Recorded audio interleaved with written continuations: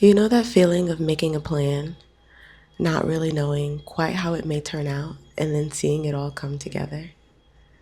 As I've shared in a previous Making Home Diary, I'm beginning to make over my 93-year-old home. My wife and I purchased this house almost 2 years ago and have been feeling our way around each space as we eat, gather, rest, and work. Before this home, we lived in a 2-bedroom apartment, and before that, I moved around a lot as a single person. By the time I was an adult, frequently moving from place to place felt normal. And so every place I lived in prior to this one felt temporary, and so I decorated accordingly. I had lots of ideas, but never saw the vision all the way through. This kept me from buying the beautiful vintage find or from DIYing furniture. All things that would have made the space feel distinctly like me and suited to my needs. I hope this video inspires you to make your space beautiful, regardless of how long you plan to be there, whether you own or you rent.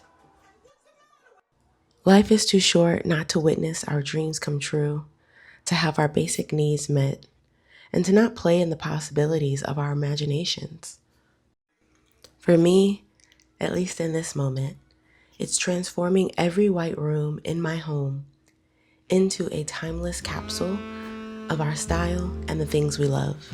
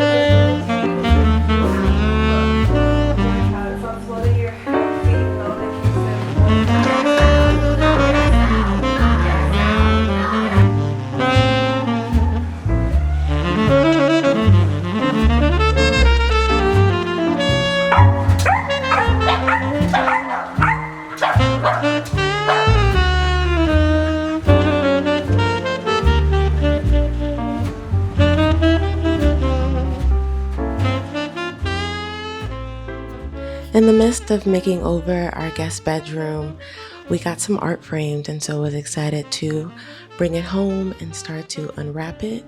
This was actually partly what inspired this guest room makeover, at least the timeliness of it. We've been buying art and running out of walls slowly, and so knowing that one of these pieces is going upstairs into the guest room, it just felt so sacrilegious to put one of these beautiful artworks into one of these bland, stark guest rooms. And so it really prompted us to begin the process of transforming our space. Did the other one take? That would not help. You got it? Yeah. All right.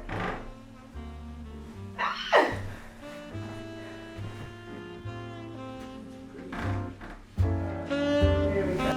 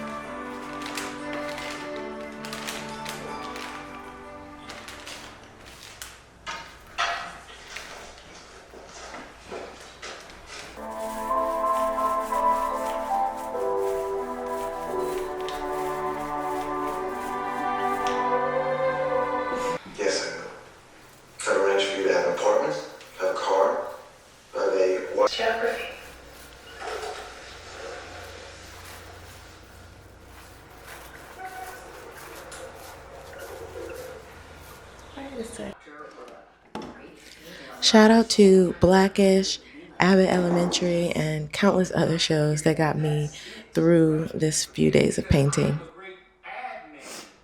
So I'm painting all of the trim and the doors in Farrell's Cream by Farrell and Ball, and the walls Duster, also by Farrell and Ball. And if you recall in part one, I actually presented these two wall colors, but opposite. And so I was originally planning to do Duster on the trim and the doors and Farrell's Cream on the walls. And through some conversations after presenting to my wife, it became clear that this room, which gets a lot of light, could handle this deeper hue and also really convey the kind of mood and vibe I'm going for in this room. Duster is this really beautiful ochre, which is kind of mustardy, has notes of brown and gold and yellow. And so it's really going to create a really warm and enclosed kind of space that makes you feel like you're in a retreat. This switch also really worked out. I was reminded in my presentation to my wife that she doesn't like yellow. She doesn't like yellow walls, I should say. It makes her feel like she's in a hospital, and so finding the right kind of cream was going to be really critical so that it didn't have too much yellow. And this Farrell's Cream came out a lot more yellow than I was intending, and so it worked out that I didn't do the whole room in this color, but it's more of an accent. We may change it later down the road, but for now, in desire of just getting this room done and completed, we're going to keep moving forward. But as you can kind of see here, it's showing up a little bit more yellow than it looked in the store when I was testing out this color. And all of that is totally understandable. You know, I was testing this in stores, outside, versus in my actual space. And so I didn't have the lighting and all the other elements that impact this room to really reflect on. But the result was absolutely magnificent. While I love the result of painting, the process is so long. I thought I was done at this point. I showed my wife, and we made the decision, rightfully so, that we had to paint the ceiling. I didn't originally plan to paint the ceilings because they aren't particularly high. My wife and I are both 5'7", 5'8", and we can reach the ceiling pretty easily. And so I didn't want the space to feel like it was coming down on you, but as you can see, painting that ceiling was the best decision. And while I was painting this room, I got to catch the way the light would bounce off of walls and the closet and shine through the glass doorknobs, and it just got me so excited and really, really happy with the result of the space feeling moody and soft and glowy and yet cavernous, and it just feels like the space just holds you. And I'm having a hard time now not wanting to spend all my time in this room. Now at this point, I didn't get to all of the trim. I wasn't trying to do the whole room because we are planning to create a wall-to-wall headboard, but I do have family coming to visit for my birthday, and so wanted to get this space put together for them to stay in this room. We're finally putting up one of the artworks that we got framed.